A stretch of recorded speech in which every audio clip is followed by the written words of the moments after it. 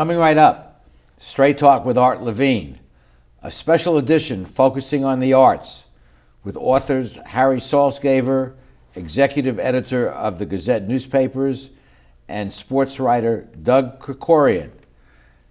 Also, wildlife photographer Les Robbins, as we conclude our 21st anniversary year. Closed captioning provided by Scan Health Plan. Straight Talk is brought to you in part by Southern California Edison. For over 100 years, life powered by Edison. The Press Telegram, your local news leader for over 100 years.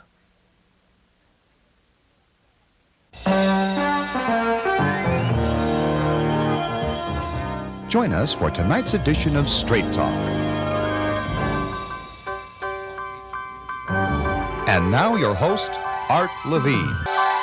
Good evening and welcome to Straight Talk. We have a great show for you tonight focused on the arts with two local authors and a photographer. Our first guest, well known to many of our viewers, is Harry Saltzgaver, who is the executive editor of the Gazette newspapers. Harry, welcome to our show. Thanks for having me, Art. Harry has recently written a book, 20 Years of Salt, that focuses on some of the columns that he's been writing, and we'll be discussing the book and his writings with Harry. Harry, how do you decide each week what to write on in the Grunion? Well, it's really pretty difficult, to tell you the truth. I don't really decide very often in advance unless there's something big going on.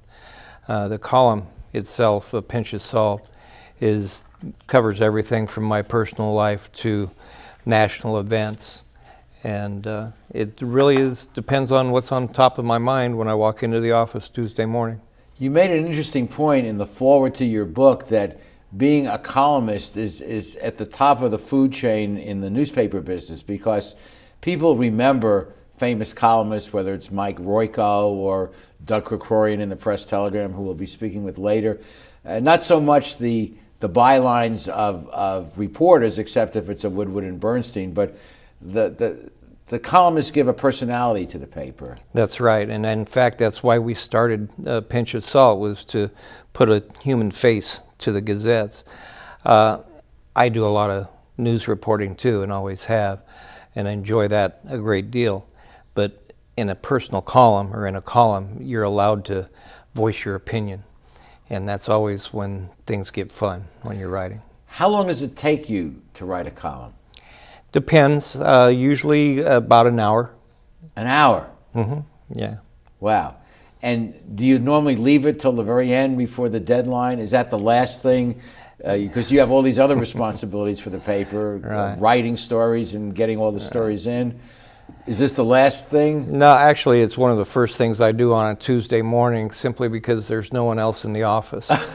And that way I can concentrate. So, well, some of the subjects that you've grouped your columns under: stories in the news, about the life I lead, all about Long Beach, the spirit of faith, and animal stories. Tell us about your relationship with animals.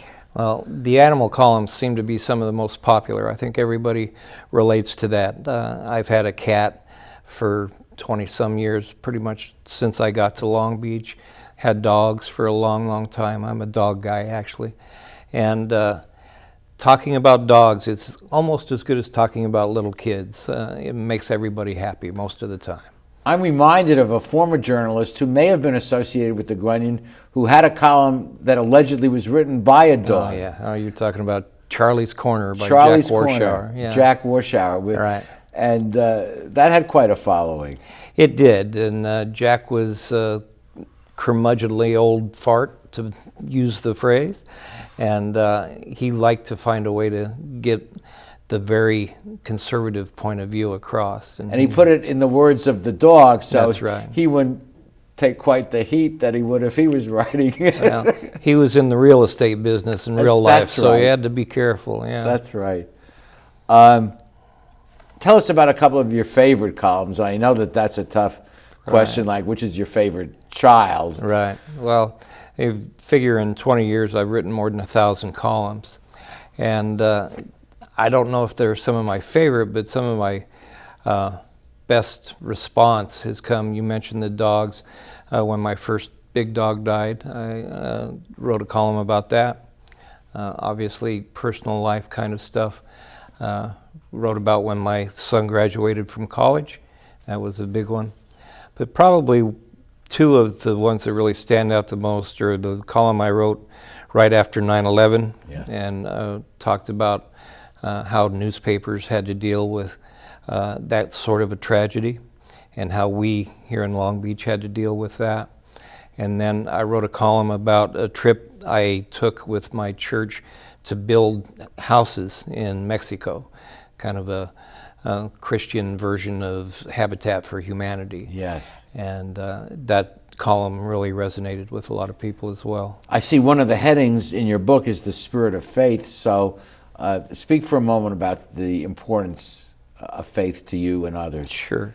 I appreciate that.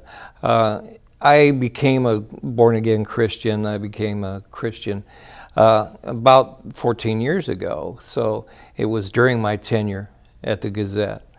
And it's very difficult to present the Christian point of view in a mainstream newspaper, except in a column, I think. And I've been fortunate enough to be able to talk about my faith a little bit in the column without being too much of a proselytizer, I hope. And I call it guerrilla evangelism. Yeah. And just try to point out that I'm a person too, I guess. Well, as a professor of ethics at Long Beach State University, I know that the great religions of the world do have, in my view at least, a common core of values and ethics, and however you get to a given place, it's important to be practicing and walking the walk in whatever beliefs are professed. I know we just have a minute left. You also wrote a book, a biography of our prior mayor, Beverly O'Neill, who was much beloved in the community. Yeah, that was about 3 years ago. I published in 2010. It was called Passionately Positive, the Beverly O'Neill story. And wrote it in large part because I thought most people knew about Beverly as mayor over 12 years, but what they really didn't know was her background and her folks' background. Flossie Lewis, her mother, was one of the first proponents of AA in Southern California, and Alcoholics Anonymous and Al-Anon. And that really shaped her, and that's what the book was supposed to do. And Beverly made us feel good about our city and ourselves. And, always. Harry, thank you so much for joining us, and thank you and the staff at the Grunion for the work that you do each week in encapsulating the spirit of our community. Well, thank you, and I appreciate everything you do too, Art. Thanks a lot. Okay. Coming right up, you won't want to miss our next guest, the legendary Doug Krikorian. Stay with us.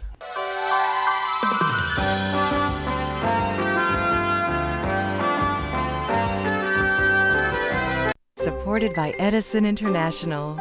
Californians are getting to be old hands at year-round energy conservation, part of our special awareness of the resources we all depend on. We're making the change to energy-efficient light bulbs, keeping warm weather thermostats set to a comfortable 78 degrees, and giving major appliances the afternoon off. Because when it comes to energy conservation, it all adds up. Life, powered by Edison. At the Port of Long Beach, we're not only delivering jobs, smart ideas, and forward-thinking environmental initiatives, we're also delivering opportunity for all of Southern California. Oh, and a clearer horizon line. To learn more, go to polb.com. The Port of Long Beach, thinking outside the docks.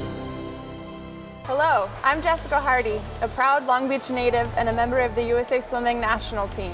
Having spent much of my life in water, I've developed a deep appreciation for the valuable role that this precious resource plays in our lives. In recent years, California's water supply has become unreliable. To address this reality, Long Beach residents have dramatically reduced their water use through permanent lifestyle changes. In doing so, Long Beach has made itself a leader in water conservation. As I work hard to achieve my personal goal of qualifying for the 2012 Summer Olympics, I encourage you to continue your tremendous efforts to use water in smart and responsible ways. So join me and your fellow Long Beach residents in strengthening the water conservation movement. By making small but significant changes in our water use habits, together we can ensure that we have a reliable water supply for many generations to come.